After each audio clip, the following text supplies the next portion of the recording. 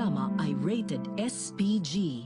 Ito ay nangangailangan ng striktong patnubay at gabay ng magulang dahil sa mga sensitibong tema at eksena na hindi angkop sa mga bata. Tila talagang napakaliit lang ng mundo para kay Ramon dahil hindi pa man tapos ang mga Red Phoenix sa atraso sa kanya ay may panibago na naman itong suliraning kakaharapin. Dahil wala siyang kaalam-alam na minamanmanan pala nila Jacobe at Samonte si Edwin na siyang dahilan upang matunton ang kanilang pagawaan ng droga. At dito niya malalaman na si Edwin ang dahilan kung kaya't masusukol ang kanilang pagawaan, dahilan ng napakalaking pagkakalugi sa kanilang negosyo.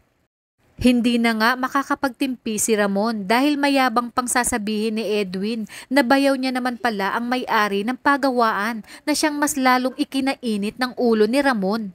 Dahil alam naman natin kung gaano kahalaga kay Ramon ang kanyang negosyo. Talagang hindi tinantana ni Jacobe at Samonte si Edwin hanggang hindi matugis ang isang malaking sindikato na malaking isda dahil alam nilang ito ang paraan para sa kanilang promotion. At matapos ang pagpapanggap ni Justin kay Edwin bilang kasyosyo niya sa negosyo ay dito na nga isasagawa ang isang buy-bust operation. Hindi naman pinayagan ni Suarez si Rigor na sumama sa operasyon dahil alam nilang kakilala ni Rigor ang kanilang target na si Edwin.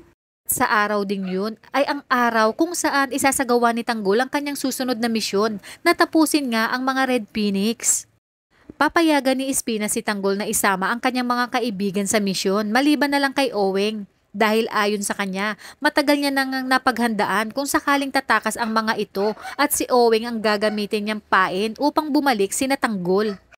At sa hindi inaasahang pangyayari habang nagkaroon ng buy-bust sina Samonte at Jacobe ay madadaanan nila ang mga Red Phoenix na nakikipaghabulan sa mga tao ni Mr. Salazar. Kung kaya't di nila pinalampas na habulin ang mga ito dahil alam nila na may kinalaman ito sa iligal na droga. Sakto naman na naroon sina Tanggol upang tapusin ang mga Red Phoenix. Dito nila makikita si Tanggol at Bubble sakay ng motor na naka-helmet na siya ring humahabol sa mga Red Phoenix. Habang ang mga kaibigan naman ni Tanggol ay baback up sakaling may mangyaring aberya. Hanggang sa magpang-abot nga sina Tanggol at ang mga pulis. Dito makikita nila si Tanggol at magtataka sila, ba't ito nakalabas? Kaya naman agad nilang aalertuhin si Colonel Suarez at malalaman ito ni Rigor. Sa inyong palagay, paano kaya malulusutan ni Tanggol na hindi sila ang nakita ng kapulisan? Magagawan kaya ito ng paraan ni Chief Espinas?